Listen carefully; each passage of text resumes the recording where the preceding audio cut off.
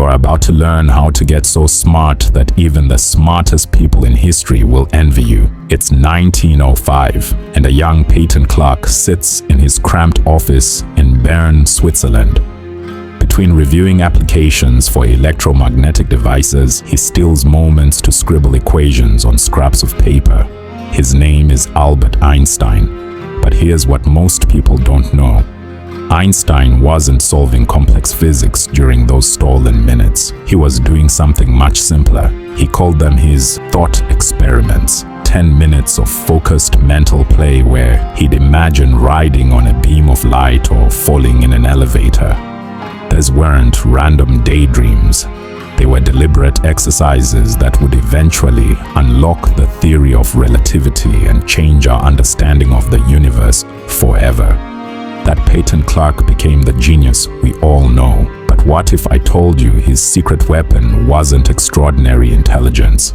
It was a daily practice anyone can master. We're drowning in information but starving for intelligence. You scroll through endless content, consume dozens of articles, watch countless videos, yet at the end of the day, what do you actually remember? Nothing. The problem isn't that you're not smart enough, it's that you're treating your brain like a storage unit instead of a muscle. You're hoarding information without processing it. It's just like eating meal after meal without ever digesting. Your mind becomes bloated with raw data but gains no real nourishment. Most people confuse being informed with being intelligent. But intelligence isn't about how much you know, it's about how much you can do with what you know. Every day, practice this for 10 minutes. You'll see what happens in 6 months' time. 1. The question ritual. Every morning for 3 minutes, ask yourself one specific question about something you're curious about. Not one you can easily Google. One you should think out from the depths of your mind. Write it down. This isn't random wondering. You're giving your subconscious a mission. Einstein's thought experiments started with simple questions like, what would I see if I chased a light beam? Your brain will work on this question all day in the background, like a computer program running quietly while you do other things. 2. Connectivity loop. In 4 minutes, take any 2 random concepts, maybe something you learned yesterday and something you noticed today, and force a connection between them. How is a traffic jam like a conversation? How does making coffee relate to solving problems at work? This sounds absurd, but here's why it's brilliant. Intelligence lives in the connections between ideas, not the ideas themselves.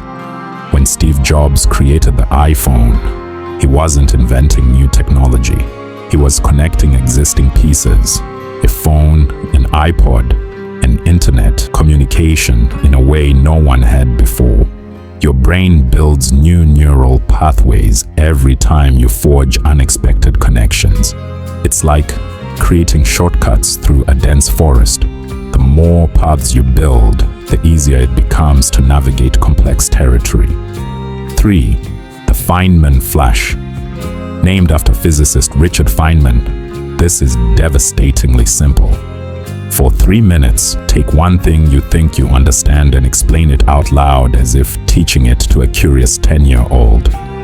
No jargon, no hiding behind complex words. You'll be shocked at how quickly you discover the gaps in your own understanding. That moment of, wait, I actually don't know why this works, is pure gold. That's your brain identifying where surface-level knowledge ends and real understanding begins. Feynman used to say, if you can't explain it simply, you don't understand it well enough.